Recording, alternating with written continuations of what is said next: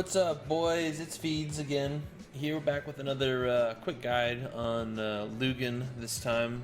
If you guys don't know Lugan, he is by far probably one of my most favorite pulls I've gotten.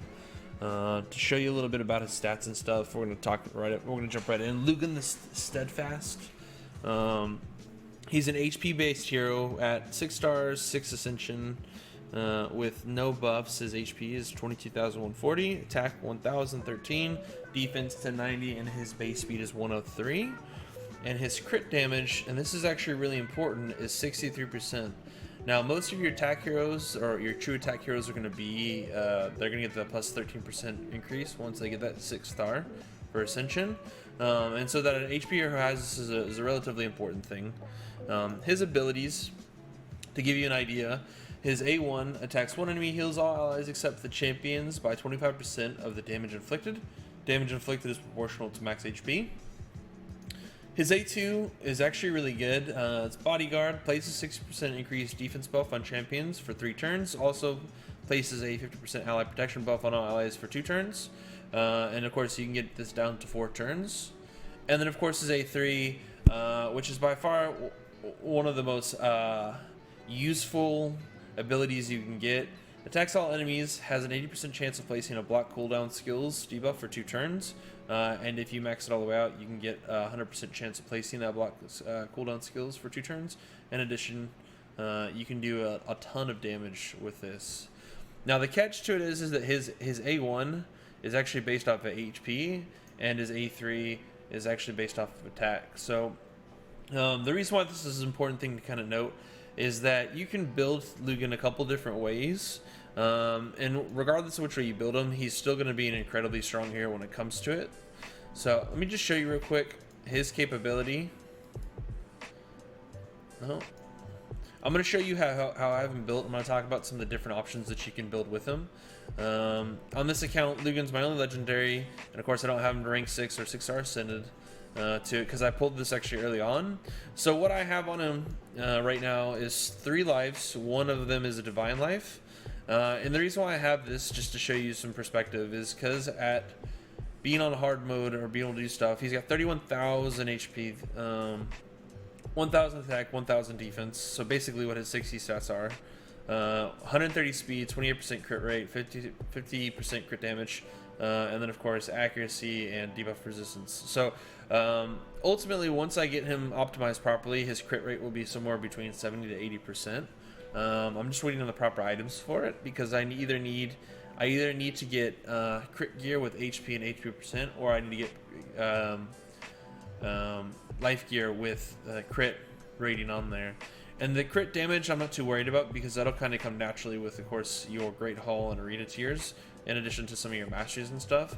But ultimately the reason why you want to focus on his HP, because that's going to be his baseline damage. So the benefit is that long as you're a chunker, so by the time you hit rank 6 and you've got 6 star ascension, as long as you've got a ton of HP, you're going to hit hard regardless of what's going on. That's why it's so important to get either HP gear or crit gear with HP and HP percent on it, because it gives you that opportunity and gives you the flexibility to kind of do a lot of things to him. So the really good news is that having a base speed of 103 without having to be 6 star ascended is really important. This makes him a really viable early game arena hero because he's so fast. It also makes him very viable in a lot of different areas, and if you ever have to counteract speed debuffs or anything like that, it gives him a lot of opportunity to do so as well when it comes to it. So Lugan's Masteries, you can build him like a traditional damage dealer if you wanted to. For me, ultimately what I'm going to build him to will be either end up going to War Master, or going with a 3,000 max HP Elixir of Life, which I think honestly is probably going to be more damage than if I go with War Master or something like that. But again, I have to test both of them out once I get to that point with him. But the reason why Elixir of Life is so good is because it's kind of a dual threat. It gives him the attack power that he needs, in addition to having 3,000 more HP to go for. So if you run an arena team with Lugan, you definitely want to optimize in this type of build, because what it allows you to do is be tankier, and of course do more damage overall. Now of course if you run into things like War Master and things like that, having a high percent tank can be a little troublesome, but ultimately it's just percent damage that you take anyways.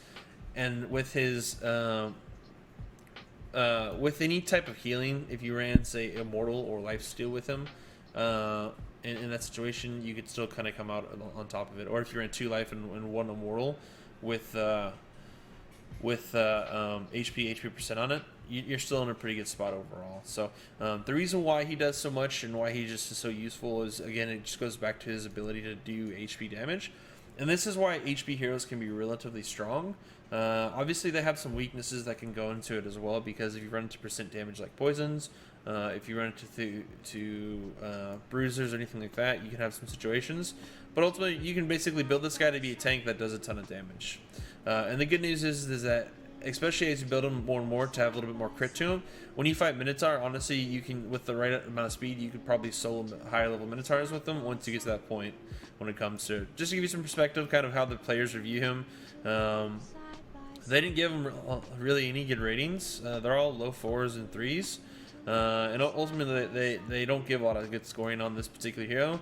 But I think it's just because people don't understand the mechanics of how Lugan works.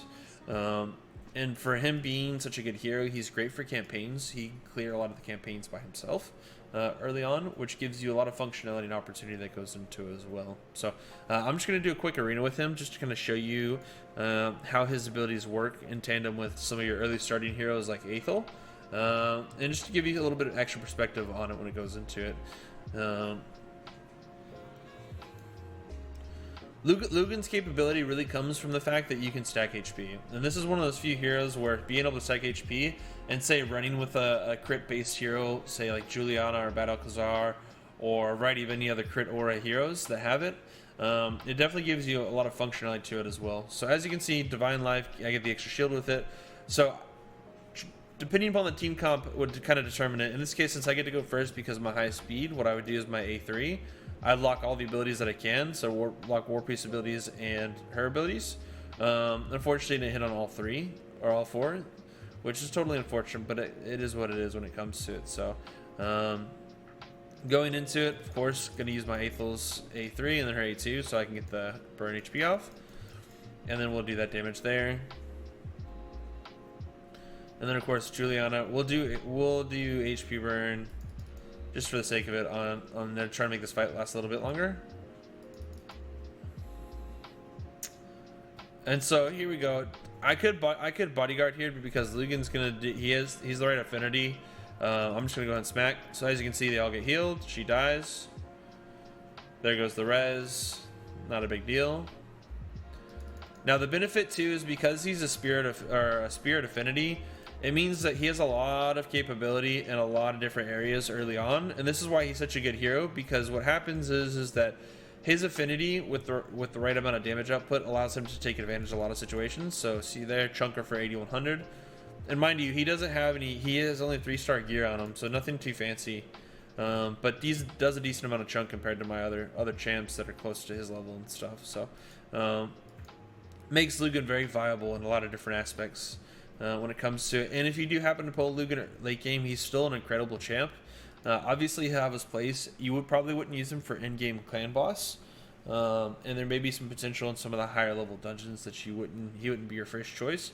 But with the benefit of having the AoE heal, if you get him to be fast enough to attack enough with, say, a counterattack build, say Skull Crusher or Valkyrie, or Martyr, any of those, it still makes him pretty viable, because every time he hits, he'll heal for 25% of that damage done. And if he's chunking for 30 to 40k, then effectively you got the additional healing that goes into it. Excuse me. So that'll be it.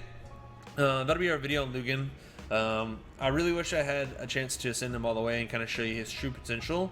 I will probably end up remaking this video once I get to that point, but until then, this is just kind of an entry-level guide to get into Lugan. If you guys have any questions about it, go ahead and leave comments below. If you guys liked the video, toss a like, and if you liked it enough, go ahead and hit the subscribe button and follow me for any future content.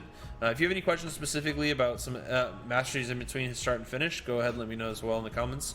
Or hit me up on Discord, or you can catch me on my stream, and we'll kind of talk about it a little bit more. But you guys have a great night. That's it. Thank you.